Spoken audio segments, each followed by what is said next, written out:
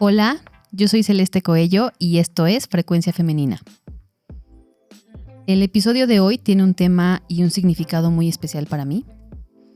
Es un episodio que en realidad pensé grabar hace meses, pero eso nunca sucedió porque hablar del tema me causaba cierta incomodidad. Había algo como inconcluso. Habla sobre la amistad, pero más específicamente sobre las amistades que por alguna razón quedan en el limbo. Y cuando crees que más bien llegaron a su fin, cuando ya todo se acabó, de la nada vuelven a florecer. Y entonces la pregunta que me plantean es si las amistades en realidad tienen fecha de caducidad o no. Este programa lo dedico a mi amiga recién recuperada, con quien espero volver a reír muy pronto. No digo su nombre, ella sabe quién es. Y no lo digo pues precisamente para respetar su privacidad. Pero ahí va. La conocí en la primaria, creo que evidentemente en primer grado. No es algo que recuerde con exactitud, pero debo reconocer que al inicio ella me caía requete mal. Y creo que yo a ella también, porque éramos muy distintas. Yo era una niña calladita, modosita, muy bien portada, tranquila. Y ella era súper atrevida.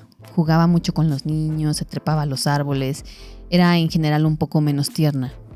No quiero decir que era ruda, porque no es una definición que me guste mucho para hablar de una mujer, pero era claro que no congeniábamos.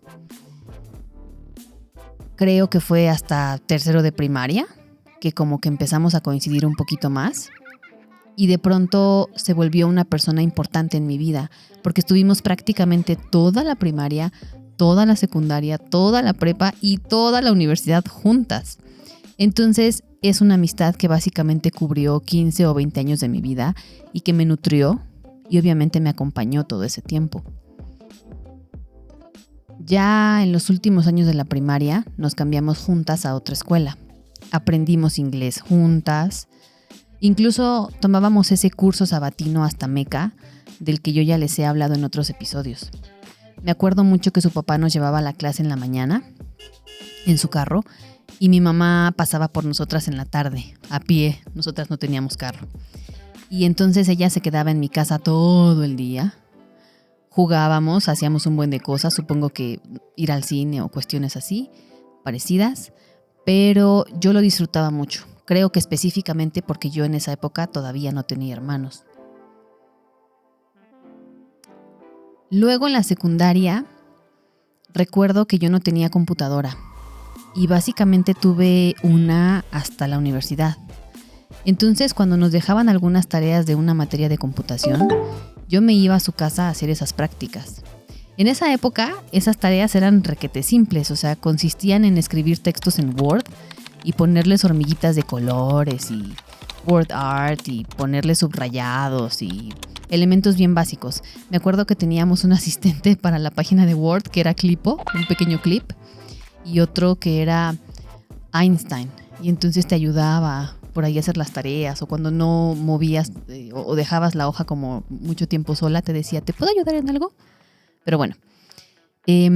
Hacía esa tarea con ella en su casa porque a ella sus papás le habían comprado una Mac que, para esos días era una onda súper fresa. Me acuerdo que era de estas que parecían como un huevito y tenía la carcasa con colores verdes, rosas y demás.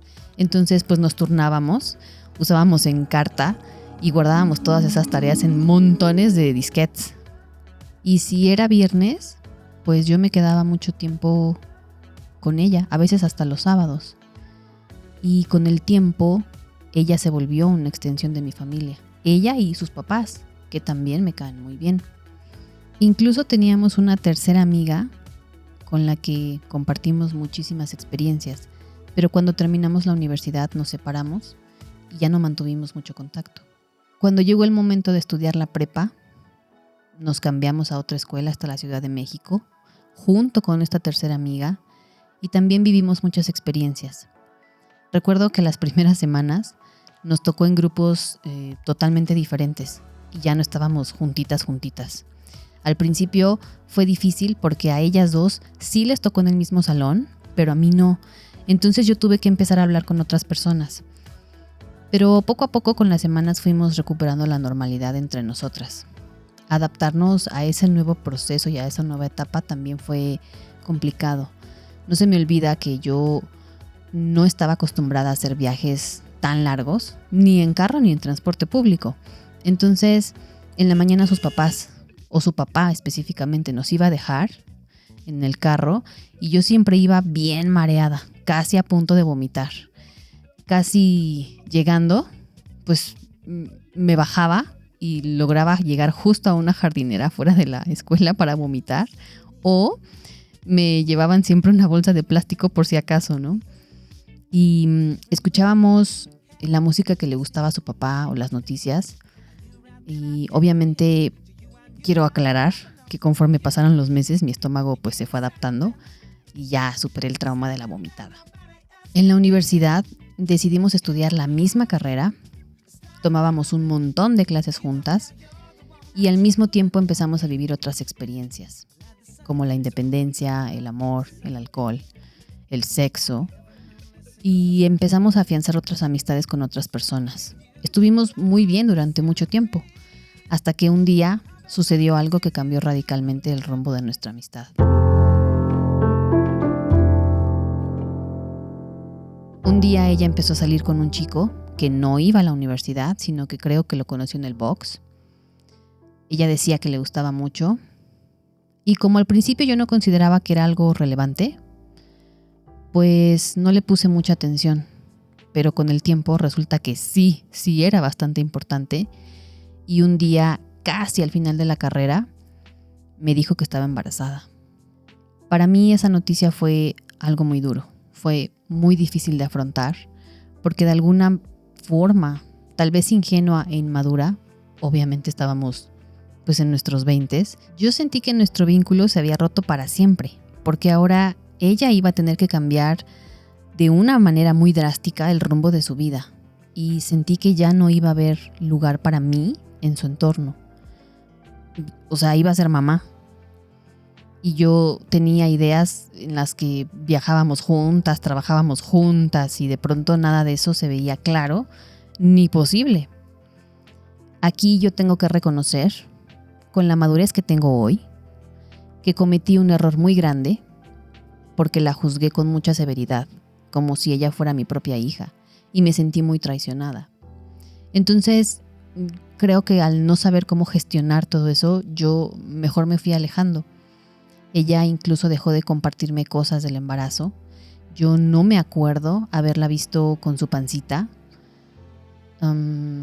Tampoco me acuerdo de haber ido a algún baby shower. Solo recuerdo que de pronto ya las dos habíamos acabado la universidad. Incluso creo que ella se retrasó un poquito más. Pero ya teníamos vidas completamente distintas. Tal vez 1 o 2 años después, yo la visité un día en un departamento, cuando ya se había mudado con su esposo, porque sí se casó con él. Y mientras ella me platicaba y yo la escuchaba, yo no logré reconocer a mi amiga en esa mujer. Me hablaba de temas y de situaciones que a mí no me eran para nada familiares, y cuando yo le hablaba de las mías, por ejemplo, de que yo iba a estudiar francés, o de que ya tenía mi perro Momo, o simplemente de temas diferentes, yo sentía que ella las consideraba irrelevantes, o que las hacía pequeñitas porque parecían temas de una niña, y que obviamente no se comparaban con las realidades que ella estaba enfrentando pues como mujer y como mamá. Era muy claro que teníamos retos y procesos diferentes, y en medio de esa confusión y de esa incapacidad para entender el cambio en el rumbo, pues simplemente nos distanciamos. Una que otra vez nos encontrábamos en la calle y nos decíamos adiós a lo lejos. Ella me invitó a su boda, yo fui, después yo la invité a la mía y también fue. Y también hubo algunos otros momentos en los que como que había pequeños destellos. Creo que ambas pensábamos que íbamos a poder retomar el punto en el que nos habíamos quedado, pero no, tampoco pasó. Entonces yo siempre tuve este sinsabor por la forma tan boba en la que de la noche a la mañana dejamos de hablarnos. Y si bien no le guardaba mala leche, ni rencor, ni coraje, tampoco encontraba la forma exacta de expresar mi incomodidad, porque ya no era mi amiga. De hecho, otra de las razones por las que yo decidí alejarme fue porque pensé que a lo mejor yo ya no era tan importante para ella, aunque ella sí lo siguió siendo para mí.